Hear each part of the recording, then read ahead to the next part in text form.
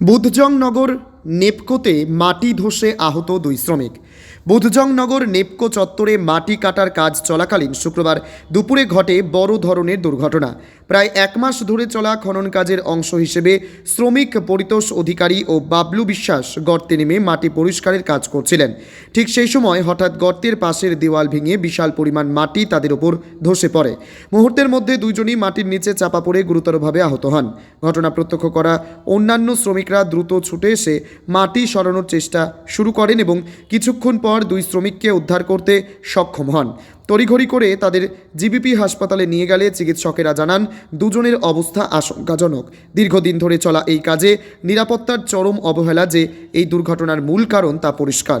সংশ্লিষ্ট কর্তৃপক্ষ এ ধরনের কাজের ক্ষেত্রে নিয়মিত তদারকি ও নিরাপত্তা নিশ্চিত করা হলে এমন দুর্ঘটনাজনক ঘটনা এড়ানো সম্ভব হতো।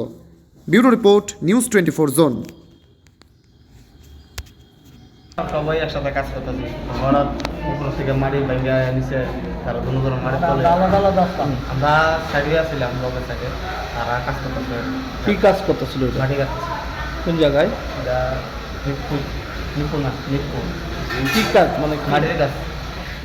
মাটির কতদিন ধরে কাজ চলছিল এখানে? কাজ করতে মাস কেন। তারপরে কিভাবে উদ্ধার করছো তারা মাটি নিচ্ছে? মাটি কাটতে কাটতে গাতল তৈরি হয়ে যাবে। সাইডতে মাটি ভেঙে পুরা সাইড পুরা হয়ে তার উপরে বসে। তারপর তারা আমরা ডাকছে তারপরে আমরা সবাই দূরে দূরে গেলাম গিয়া এখন অবস্থা কিরকম?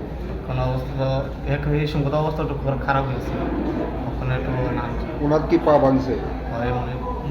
ধরুন পুরা মাটির তলে গেছে।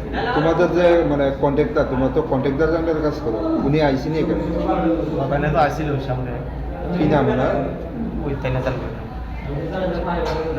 আর যে দুইজন আহত হয়েছে তার নাম কি? একজনের নাম প্রত্যুষ অধিকারী আর বাবুল।